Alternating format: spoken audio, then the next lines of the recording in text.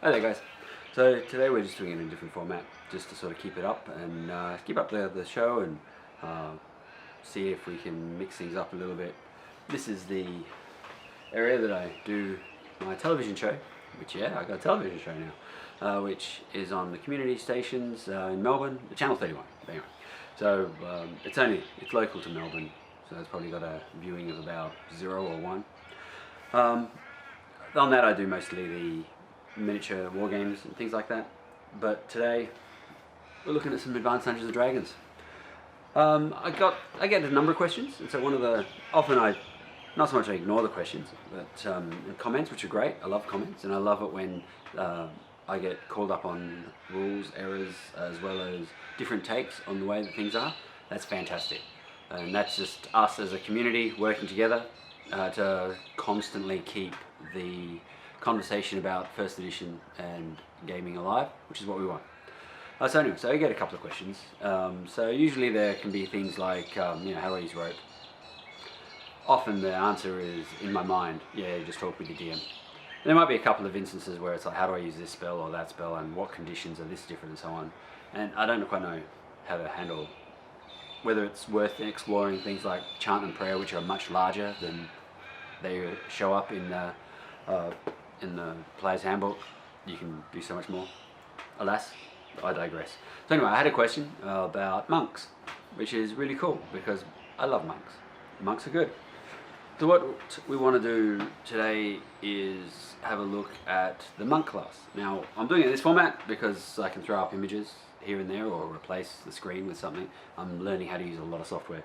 So some of those original shaky things are able to be turned back into remember when it was so much more amateurish? Well, it's still amateurish, but anyway. And here I am, rambling. So, monks, a little bit on the monk. They can be quite contentious as a class because whilst everything else has a medieval European feel to it, the monks sort of don't. Now, some of that comes from back in the good old days of when they were first playing and when Gygax and his crew were putting it all together. It was all very European-centric, came out of chainmail, etc. We all know that. Fighter, ranger, rangers Aragorn, thieves, Grey Mouser, and so on, right? Rangers can be anything from Aragorn to Fafhrd, the barbarian, or a fighter. So, with a monk, when they got to Advanced Dungeons and Dragons, and one of the game developers was like, nope, we got to do this. Like most of us back in the day and back in the times of this sort of when we were starting out, we were all war gamers and we all worked with the same sort of tools to begin with. And a lot of that is also involving Eastern philosophy. Learning martial arts or becoming involved in the martial arts, understanding the martial arts, enjoying a good martial arts movie. We like how it was the new Chinese cinema and the Hong Kong cinemas, and all of those were the Jackie Chan from the mid-70s and 80s, and Bruce Lee and so on. So the monk class, when that came around in 78, 77, 75, there was a great show that was on television which really helped bridge some of that, and I'm talking about, of course, the TV show Kung Fu, David Carradine. And we all know roughly how Kung Fu, the show works, right? So, but the monk from the half Chinese monk that comes to America, escaping an injustice and having adventures across the US. So spreading the Eastern wisdom, and we get flashbacks of training and so on. So it introduced a lot of new concepts to us that were already creative in those fields. Making games, listening games, reading new information. We were already all over the Japanese samurai flicks from Akira Kurosawa, so all of this was normal. So the monk was introduced, and it does seem like it's slightly off because it's obviously, when you think monk, is it the monk of the European Middle Ages? No, that's a cleric, really, or a scribe. But the monk class is very much more that Eastern Orthodox, well, not Orthodoxy, that Eastern style of thought. So the monks have the monasteries, and they work together to build and learn and grow, as well as spread the faith, which is why it ends up in Greyhawk through the Scarlet Brotherhood.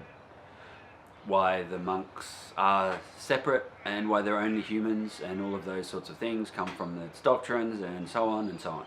So now that we've sort of explored a little bit about where the monk came from, Kung Fu, if Aragorn is the prototype the AD&D Ranger, then Quack Chang Kane is the prototype monk for AD&D. So with the monks, we've got obviously a kind of a few more. It falls outside. It's got a little bit of thief.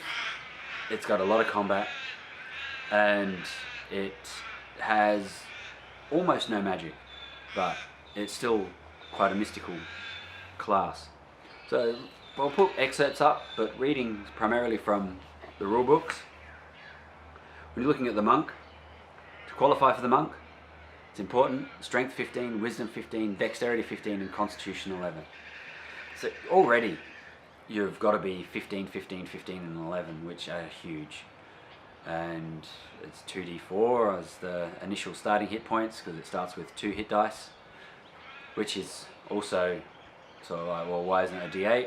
Well, the 2d4 give you a bit more of a better spread, and if you've got a good enough constitution, so if you manage to pull out that extra 15 in the constitution, you get +1 to each hit die, so you could get +2 to your overall hit points. The good thing with the stats like that, as the character ages and the stats reduce, they don't go below class minimums. So the monk that's 90 years old still has 15 strength and 15 dexterity. The fighter that's 90 years old, if it manages to get to 90 years old, will have the ravages of age thrust upon and lose the strength and lose dexterity, constitution, and so on. Whereas the monk has that baseline. So that old monk is as good physically and more as robust as possibly a new monk with all of the experience. The added bonus on that is that there are a few advantages that the monk has that other classes don't have. So first we'll talk about the negatives, because being a monk, it's tough. You've got to have the good scores. You've got to have your strength, your wisdom, your dexterity at 15, which is already putting you in the top 10% of 10% of 10%, so you're in that top category. Most characters, if the player says, I want to be a monk, you should be able to fill that requirement generally in the first or the second rolling of a character.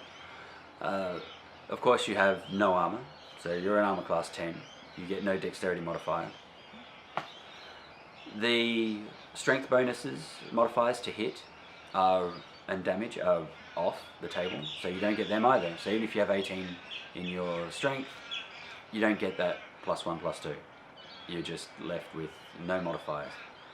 Or when you use a weapon, you get half your level, which means that by second level it's +1, fourth level it's +2, and so on, right? So at 17th level, you're looking at +8.5 hit points of additional damage every time you use a weapon.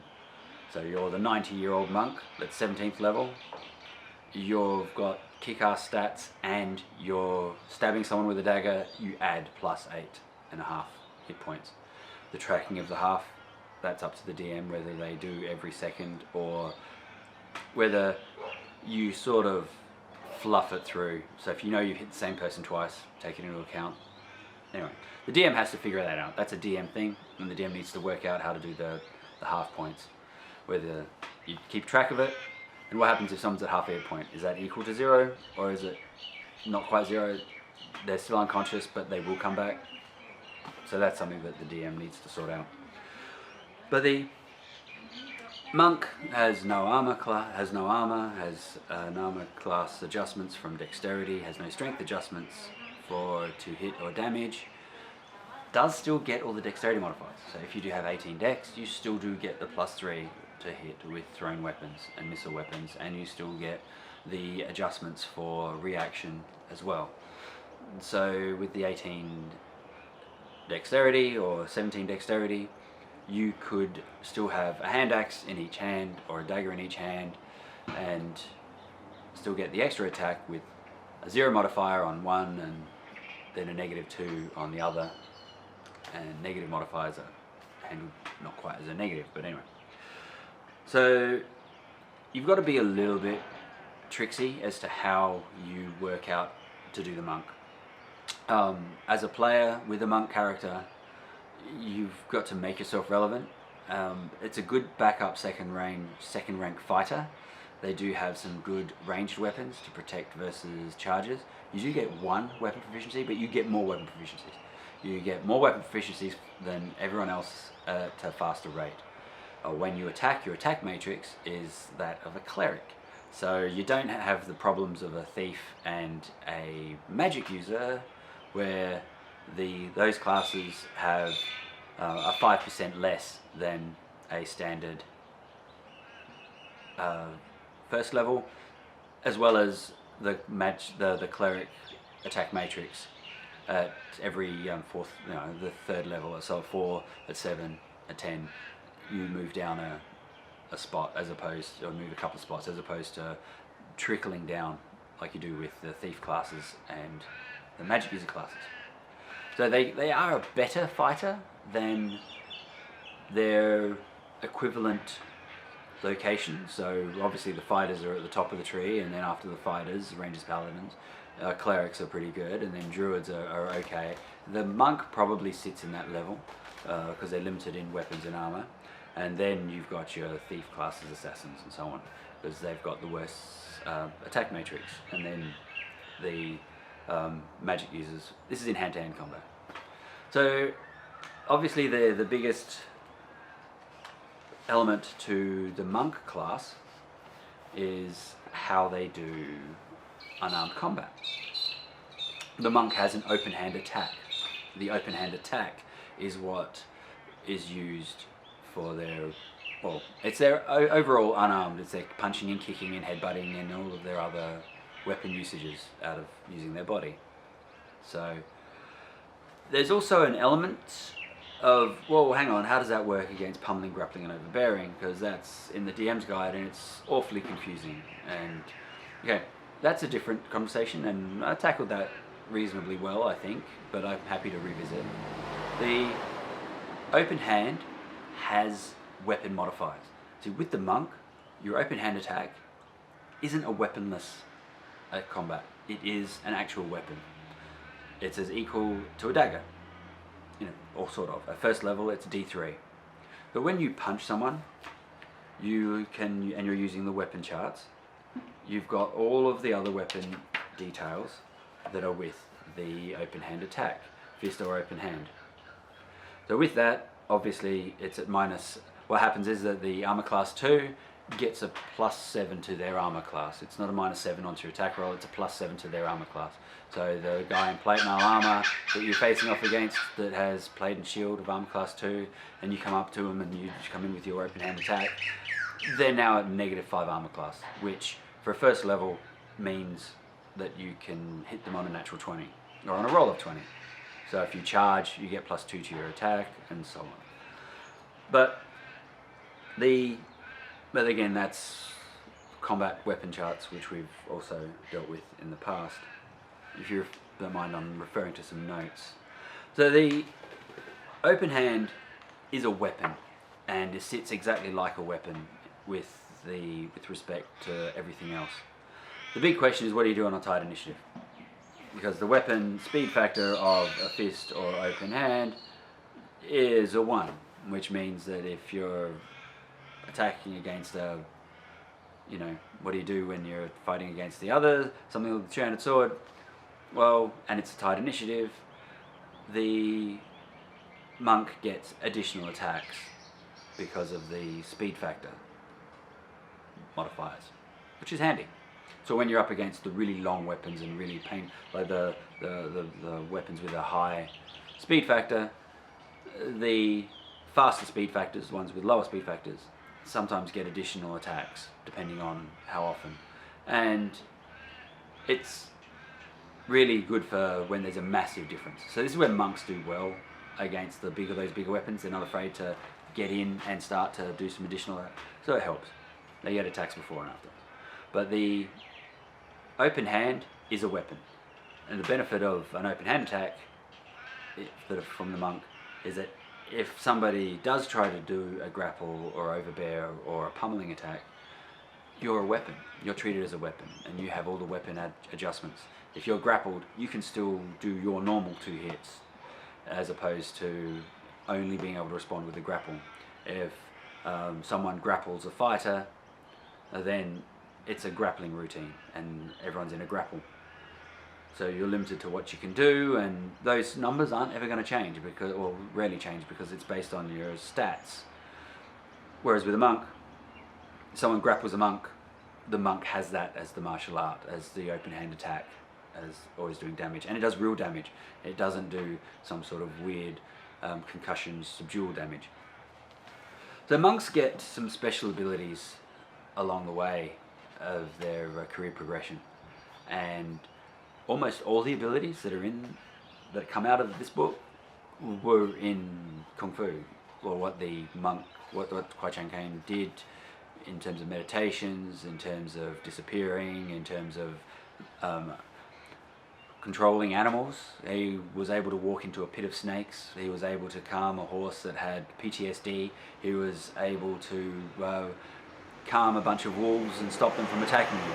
It wasn't that he communicated and spoke with them, it was that he could build that a level of communication with that creature, so that they would not fear or be angry toward him.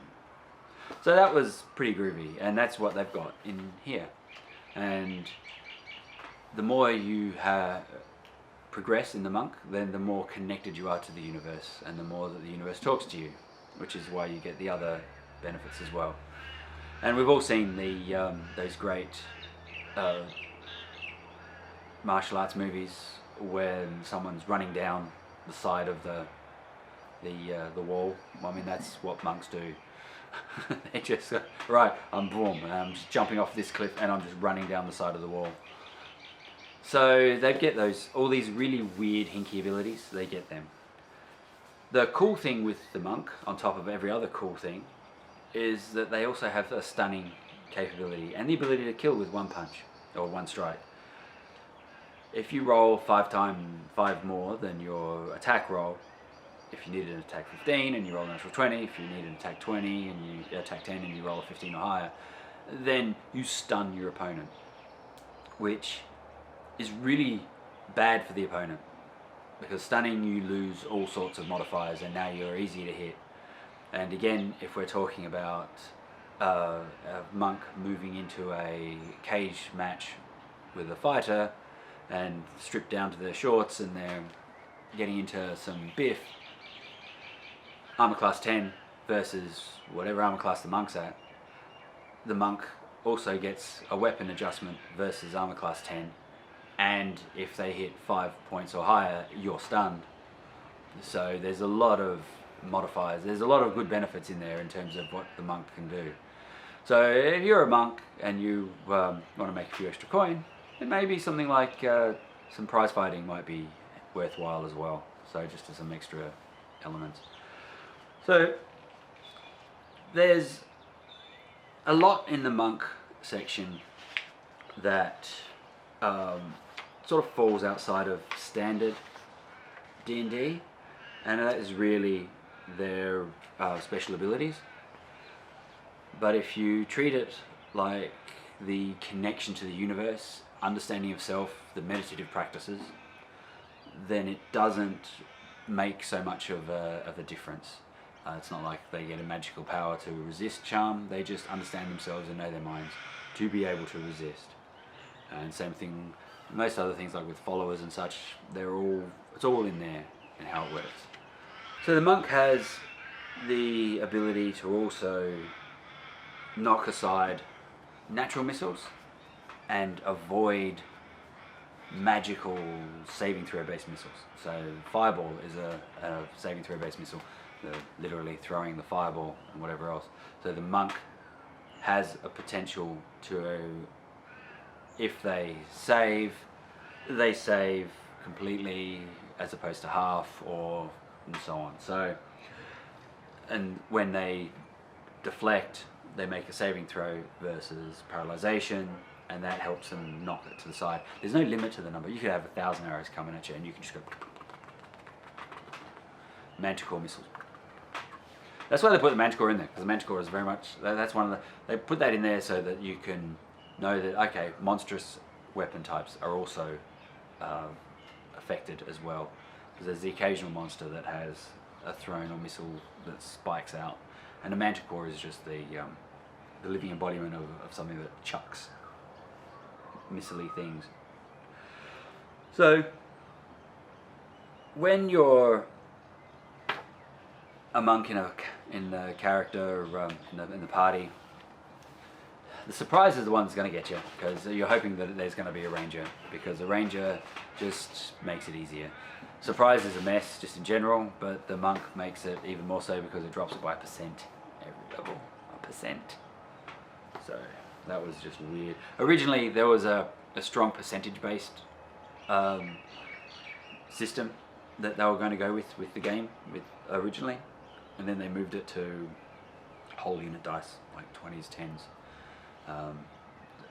And that's where some of the percentage elements still remain, because they never really got around to fixing that, I think. Or they decided, no, we want to keep it separate as from the rest of the rule sets, so it's like that. But monks are quite awesome, especially once they get to the middling levels. And this is where it's important, because you sort of think, oh my god, it's so long to get up. But at the 10,000 XP challenge, they're 4th level. And if we look at everything else at 10,000 XP, so the 10,000 XP challenges, if you give a character class 10,000 experience points, what level are they at? And most characters are 4th level. It's as simple as that. They are nearly all 4th level. I think the thief is 5th, let me check. Yes, the thief is 5th, and the druid is probably also 5th, because they have a kind of a different growth point too. No, they're still 4th. So the 10,000k challenge, everyone's equal. As you all grow as a party, you get different staggered levels, but there are certain milestones where everyone is similar enough. Multi-class characters obviously suffer the most, but at 10,000 XP, that's 5,000 apiece, they're 3rd level. There are 2 character classes at 3rd level, so monks don't progress worse than anyone else. Surviving, that's the trick, because lower hit points, they generally are an average of about 5, and they've got armor class 10 at 1st level. So the armor class is where it gets you, and that's where you can't make that change. As you improve obviously in level, you gain a better armor class to the point where you're level 17 and you have a -3 armor class. -3 armor class, and you're a base armor class 10, so you've got also 15 strength. You're doing plus 8.5 points of damage with any weapon in your hand, and you've got 4 unarmed attacks at 8 to 32 points of damage for each attack, and you're as a 17th level cleric when it comes to your attack matrix, which is awesome. And of course, because you're punching someone, because why wouldn't you punch someone if you could do it 4 times every round, and you've got faster initiative, you've got no chance, you've got a better surprise than a ranger. It's a 17th level, you're immune to poisons practically. I think you are immune to poisons. It's tough. You become rock hard, and that's why it ends at 17th level. So there is a cap, and you do need 3,250,000 experience points to be 17th level. But gosh, if you can get there, by all means, get there. So the amount of abilities that a monk has obviously replace spells that some of the other classes get, and they kick in at a bit earlier. but overall the balancing act is your experience points, is your lack of armor class, your weapons closet is limited. So we'll have a very quick look at the weapons closet for the monk, and we are looking at, I don't know what we're looking at. What are we looking at? We're looking at something. We're flipping and we're turning. Flipping and turning. We're flipping and turning. So the monk has bow sticks, which is a staff, like a special staff. I say special staff, it just means that it's been made in a very particular way. It's not a quarterstaff. A quarterstaff is much more like a lump of wood, a long lump of wood, whereas a bow stick has been formed and cured to be lacquered and so on. A club, obviously, crossbow, light or heavy. Dagger, hand axe, javelin, joystick, which is half a bow, so that's like the Kali sticks. You have a joy in each hand. Polearm, which includes about 11 weapons in that polearm category. Spear, and of course staff, which is quarterstaff. So if you're having a single weapon as a character class for the monk, then you'd be wanting to probably look at hand axe, and as a good option you've got a nice throwing element as well as having one in each hand. If you wanted to hold back and be the second rank fighter, spear is good. Be the anti-charge deterrent for the opponents. Missile, obviously if you've got a good enough dex on that, then you've got the crossbow, light or heavy. And if you are willing to mix it up, come in with the staff. If the DM is using the weapon adjustments and data charts over on page 38, you just need to be aware of that, and it's handy to have the character record sheets from the original AD&D groups. So that's the ones that are available off my Patreon side and floating around, where you could write down all that data, and it's good. So they're, for the most part, when you're got a natural armor class of 10 or a base armor class of 10, or the monk has, it's a lot of pluses. So there's getting lots of pluses to hit and attack, and they're already better off. So when that orc comes at you with a long sword or a short sword, they're going to come in with a +2 to hit you, which means that they're coming at you on 7s. But if you work it right, your hand axe is going to be doing more damage. Anyway, if you work it right, you can do more. You just got to think about how you approach combat in a different way, being a monk. Because the monks are like that. You need to think about the character class a little bit more and work out how can I stay relevant in a party that's fully armored and magical. So even the magic user at first level has a spell that might be useful. Being lawful, lawful good, lawful neutral, lawful evil. Lawful evil just could be like those bad monks. They will stick with all of their doctrines, just squeeze the advantage, be a little bit more selfish, be a little bit more arrogant, be a bit more cruel in training, be a bit more ruder, but still following all the rules, still doing what they do, but just really pushing that envelope in terms of where they are. The lawful neutral is obviously the person that follows the rules and strict guidelines, and lawful good is the character that feels that the laws are there and are there to help others. So Master Po from the Kung Fu is lawful good, but there were a lot of lawful neutral inside that monastery that Kwai Chang Caine was in, as well as occasional lawful evil, which was just like the monk that was a little bit petty, didn't like the idea of the upstart whatever joining, and that happens in some of these movies and shows, and they're the lawful evil ones. They don't have to present themselves as being the wicked, dastardly, always evil against the party. It's not that type of evil, but it's still not exactly good and not exactly just following the rules.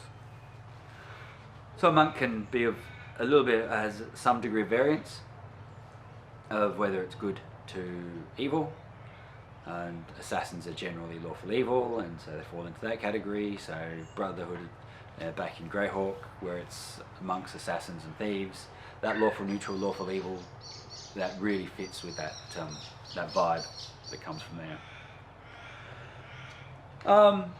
Trying to think if there's anything else. I think that pretty much covers most of what it is about the monk.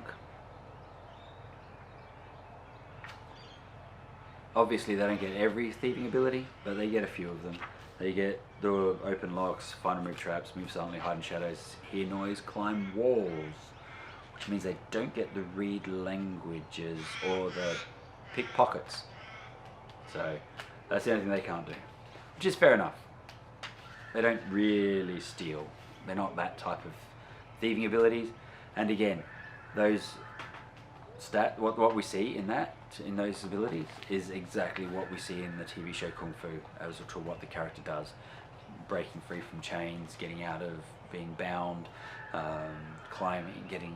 Anyway, so if you find that television show, it's worth the watch. And remember, that was back in the 70s where there were no mats, no pads, no wires, nothing. It was just two guys practically fighting in a riverbed. So, the monk, that pretty much, I believe that answers most of what it is. So the exact question as to why a monk, some people prefer the monk over a thief. If you've got the ability to get those scores up, then a thief, because you know a thief is quite a stereotypical thief. Some people like the monk for playing that that thought process, you know, that Eastern philosophy style. The DM has to work where the monasteries are, and the DM needs to really work out where the schooling comes from, because there's a certain point when you're facing off against other monks to challenge to the next level, and those challenges come as competitions. You don't have to, it's not a fight to the death, it doesn't always have to be a fight to the death. You could use subdual damage, it's a weapon. Your punching, your open hand attack is a weapon. You can choose to subdue. You can choose to use subdual damage, so you're not just killing every time. When you're doing 8 to 32 points of damage, you're not going to be doing automatically kill, kill, kill every time you punch someone. So the DM needs to work out how the schools are, and whether there are multiple schools, and whether any school will do, or if it's all from one tree, one primary source, and then everyone splits, or if it's competing schools, competing units, which is a handy one. So when you've got the Scarlet Brotherhood that gets involved in so many of the more nefarious deeds of Greyhawk, have an alternate school that's the opposite, or that's in competition, or that's designed to fight and try and recover their lost honor. So the DM has a bit of work to do from that point of view. But levels and advancement is something that a dungeon master always has to know how they're going to handle that. And there are some classes where you can't just say, oh yeah, you self-taught. You need to go away for 2 or 3 weeks. You might be practicing during your levels, and then gets put together at your training for 2 or 3 weeks. Then you come back, and then you do your adventure, hit your level, 2 or 3 weeks, and then come back. And that's why time is important. Time, see your previous pod on that. And always good that you have to be human, but you never lose your stats to below your starting level. And the way that combat works, the way that the monk advances, you never need to really rely on your stats, which is different to the other classes. The fighters, you don't need to have an 18 strength for fighters, but obviously it's better. And as a fighter, you're looking for ways to get better at fighting. That is what you do. You want more magic, because you need to do more damage. You need to hit things.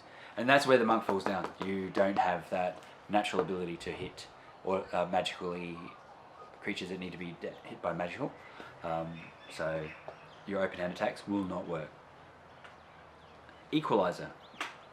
You go up against an undead or a vampire, and you're doing 16 points of damage with a punch, well, it's not going to do anything.